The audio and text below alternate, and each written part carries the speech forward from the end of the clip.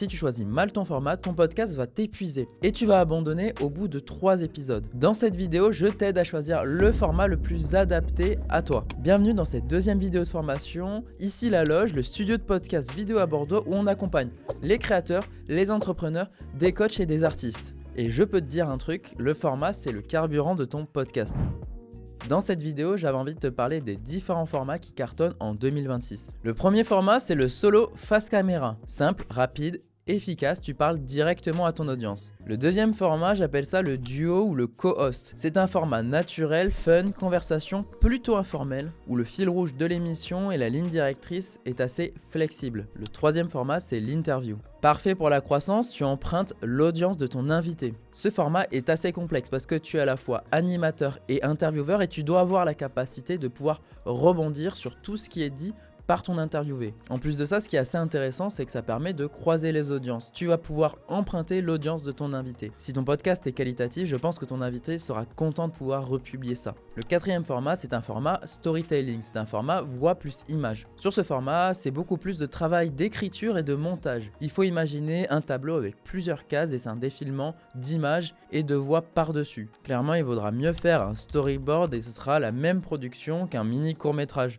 Mais ce format fait partie des concepts les plus immersifs pour ton audience. Le dernier format, c'est un format exceptionnel, c'est un format beaucoup plus professionnel, c'est quand tu rentres dans un studio en multicaméra. Généralement, quand les gens commencent leur podcast, ils peuvent tourner avec une caméra. Ça peut être aussi un téléphone aujourd'hui au vu de la technologie. Je ne vais pas rentrer en détail de pourquoi filmer en multicaméra, ça sera dans une prochaine vidéo. Mais une fois que tu as défini ton concept et que potentiellement tu as une idée de format, il faut d'abord que tu te poses les bonnes questions. J'ai remarqué qu'à la loge, les créateurs de podcasts se posaient toujours les mêmes questions quand ils commençaient leur podcast ou qu'ils voulaient faire évoluer leur podcast. Et ici, j'avais envie de te partager toutes les questions qui se posent et toutes les réponses que je leur donne. À chaque fois, on me dit JB, c'est quoi la durée idéale d'un podcast ? Je leur réponds tout simplement, à vrai dire, il n'y en a pas. Encore une fois, il s'agit d'une moyenne, mais c'est sûr que si votre podcast reste sans apport et linéaire, un peu soporifique, il faut éviter les longueurs. Se fixer un temps, ça permet aussi de structurer le podcast. Pour vous donner une moyenne de temps d'un podcast, en solo, c'est 8 à 20 minutes. En interview, c'est 25 à 45 minutes. En shorts, c'est 20 à 60 secondes en fonction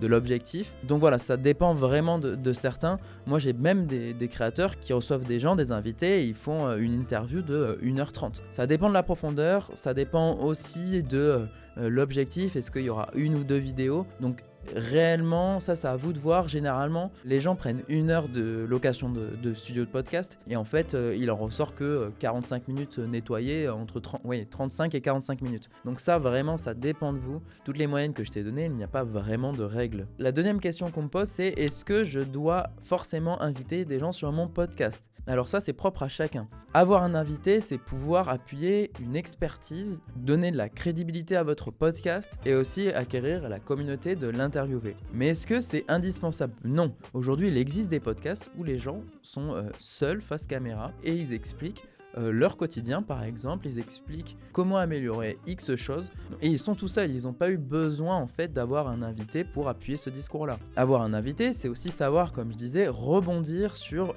ce qui est dit par l'interviewé, savoir aussi recentrer l'interviewé. Donc c'est pas pareil, c'est pas le même exercice. C'est un avantage, la facilité de pouvoir échanger sur un sujet juste en préparant un fil rouge et dérouler progressivement. Si c'est une personnalité ou une personne experte, la crédibilité et l'acquisition de sa communauté. A contrario, inviter une personne, c'est aussi d'accepter de se prendre des refus pour venir sur ton podcast.